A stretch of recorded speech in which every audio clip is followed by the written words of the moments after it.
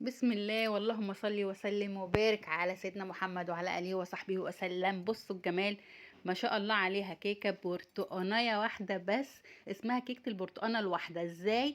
هقول لكم، ولا هتعصروا ولا هتبشروا ولا هتدخلوا في موال. كيكه البرتقان بتاع زمان اسهل واسرع كيكه هتعملوها. على ما تعملوا كوبايه الشاي وتهدى شويه تكون الكيكه طلعت من الفرن، تقطعوا وتاكلوا.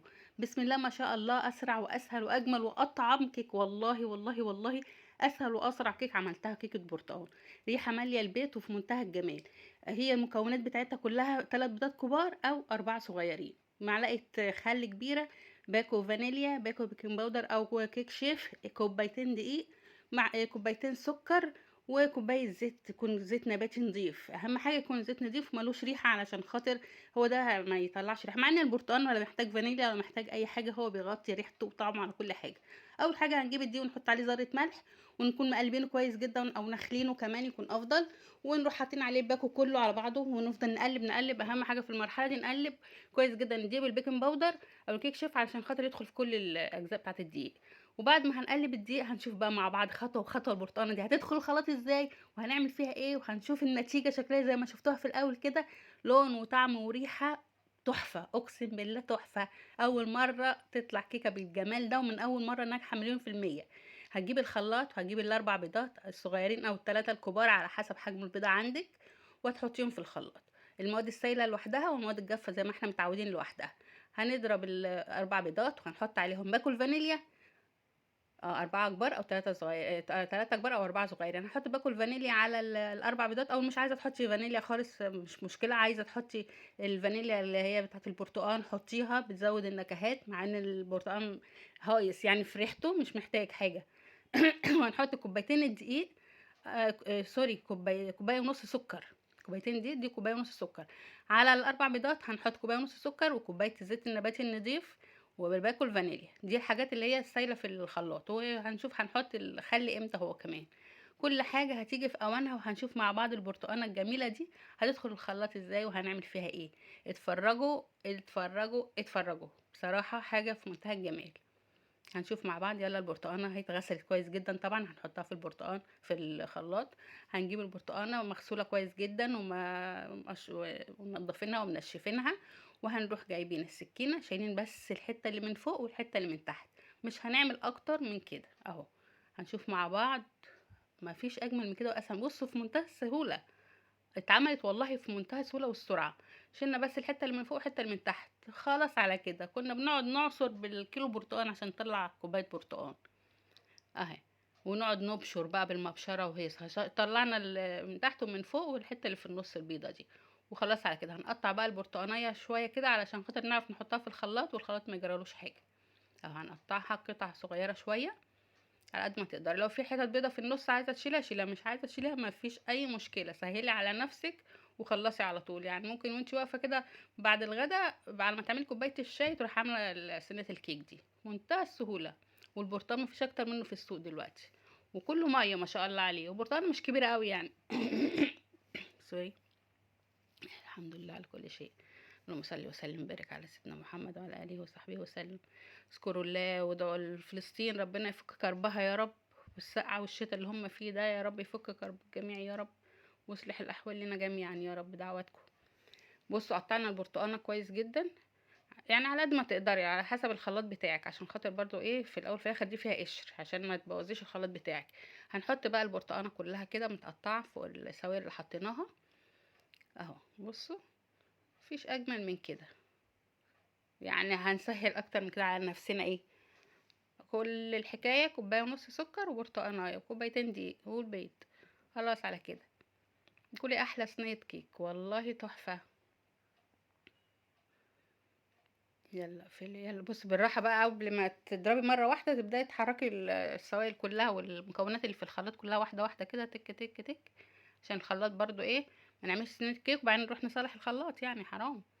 مع انها بصراحه ما بتاخدش اي حاجه اهو. بصوا اهو، ولا هتلاقي اثر للقشر اصلا. هوريكم دلوقتي، شوفوا في الخلاط اهو. بصوا اختفت البرتقانه، اتبلعت. بسم الله ما شاء الله، طريقه في منتهى الجمال، والله سهله سهله سهله وجميله. معلقه الخل الكبيره بقى هنحطها دلوقتي وهنكمل ضرب. خلاص على كده. متاخدش وقت طويل في الضرب حتى، يعني هما دقيقة خلاص على كده. طبعا احنا مجهزين المكونات الجافة اللي هي ذرة الملح والبيكنج باودر وكوبايتين الدقيق، خلاص على كده. ننزل بقى بالمكونات السايلة كلها، ما تسيبوش ولا اي حاجة في الخلاط، عشان هي دي المكونات اللي هتلف الدقيق. بسم الله الرحمن الرحيم. بصوا الجمال،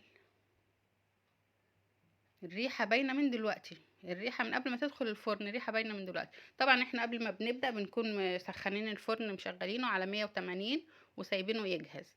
على ما نخلص في 10 دقايق المكونات اللي احنا بنعملها دي، هنحط الكيك في الفرن. تقعد تقريبا ساعة الا ربع، يعني هي قعدت ساعة الا ربع بالظبط. في حاجة مهمة برضو عايزة اقولها لكم، ان احنا اهم حاجة ما نفتحش على الكيك قبل ما ريحتها تطلع. في بيقولوا ربع ساعة، في بيقولوا تلت ساعة، ما تفتحيش عليها قبل الربع ساعة او تلت ساعة. طب ما ممكن يكون فرنك هادي وما عملتش حاجة. لازم تشمي ريحة الكيك الاول قبل ما تفتحي الفرن. يعني بعد تلت ساعة بدأت الريحة تطلع، تبدأي تفتحي وتشوفي. قبل الريحة ما تطلع، حتى لو فات تلت ساعة ما تفتحيش، عشان ممكن تكون لسه ما قبتش. لو قبت وفتحتي عليها قبل ما تشمي ريحتها، هتهبط تاني وتبوظ منك. دي من العوامل اللي بتبوظ الكيك.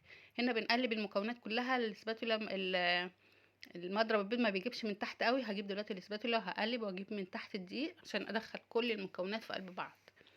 ويا رب يكون وصل معايا في الفيديو لغايه هنا، يحط لايك لايك لايك لايك، لان فعلا فعلا الفيديو ده تحفه وجميل. ويا رب الكل يشوفه، كل اللي بيحب كيكه البرتقال هيعشق الطريقه دي وهيعتمدها، ومش هيعمل غير بالطريقه دي، لانها فعلا سهله جدا حقيقي، وبتطلع النتيجه مضمونه 100%. هبص بجيب بقى دي من تحت كده، عشان ساعات بعد ما تيجي تصبي الخليط تلاقي فيه دقيق ابيض من تحت ما دخلش في السوائل. ما شاء الله ما شاء الله ما شاء الله، طريقة سهلة ومضمونة، ومفيش بقى ايه اوفر ولا اسرع من كده. يعني عايزاكي دلوقتي قومي تتشجعي، اي برتقانه موجوده عندك على الرخامه قومي هاتيها. هنا بقى هنجهز صينيه نحط ندهنها زيت، سوري مش زيت بقى، السمنه، لان الزيت هيخليها تتحرق من تحت. السمنه بتخليها حلوه كده، وتبطنيها بالدقيق، وما تسيبيش دقيق في الصينيه كتير، عشان كل ده هيطلع في الكيك وانت بتطلعيه. يعني بتنفضي الصينيه من الدقيق كويس جدا بعد ما بتبطنيها. وهننزل كل بقى السوائل، وننزل كل العجين في الكيك في الصينيه، ونهبط كده الصينيه كويس جدا عشان ما يبقاش فيها فقاعات من جوه. تيجي تقطعي الكيكه تلاقيها فيها فراغات. لازم تهبطي الصينيه كده كام هبده قبل ما تدخليها الفرن. اهو يكون طبعا الفرن سخن. طلعت من الفرن بنشوفها بالخله كده، نشوفها فيها عجين ولا لا، كده يبقى استوت. لو لقيت فيها عجين سيبيها في الفرن تاني شويه. بصوا الصينيه ههز الصينيه كده هتلاقي الكيك طالعه لوحدها. بصوا ما شاء الله، فاصله من الصينيه كانها تورته. كيك هتعمليها تورته دي، بصوا طالعه من الصينيه لوحدها. هقلبها بقى واحطها على حاجه بره كده واقطعها واوريها لكم في منتهى الجمال، ومن جوه لونها تحفه وقوامها وسفنجيه وجميله والله. يعني بصوا هنصب الشاي على ما هديت شويه، هنقطعها وناكل على طول. كانت رهيبه، الريحه ماليه البيت. الف هنا وشفا على قلوبكم يا رب. يا رب تكونوا حطيتوا لايك وفرحتوني، لان اللايكات بتفرح. اهم حاجه بعد ما الواحده بتتعب وتعمل الفيديو تشوف اللايكات بتاعته، تحس ان تعبها جاب فايده، اللي شافوا الفيديو استفادوا منه وعجبهم، وتعبها عجبهم. يا رب يكون عجبكم. بصوا بصوا القوام بتاعها وطريه وهشه ومنفوخه ازاي، يعني تحسها كيكه اسفنجيه. بصوا الجمال بصوا الجمال، ما شاء الله عليها، ناجحه 1000000% من اول مره. تشجعي قومي اعمليها. بصي قوامها، تشجعي قومي اعمليها يلا كده، وفرحي بيتك وفرحي نفسك بشطارتك. ما شاء الله عليها، اللهم صل على النبي. برتقانه واحده برتقانه واحده، الواحد كان عشان خاطر يطلع كوبايه برتقان، شوف كنا بنعصر كام برتقانه، ونقعد بقى نطلع بقى عصاره البرتقان ونعصر والمبشره ونبشر وهم بقى عشان خاطر تعملي صينيه الكيك. دلوقتي مبقاش في اي حاجه هتوقفك. تشجعي يلا كده وقومي حطي البراد على النار وابدأي الكيك على طول. بلاش بقى الكاتل هيطلعها بسرعة، النار شوية كده وطي عليها شوية على ما تصبي كوباية الشاي. بصوا شكلها مبهج والله، شكلها مبهج. بسم الله ما شاء الله. اشوفكم في فيديو جديد، والسلام عليكم ورحمة الله وبركاته.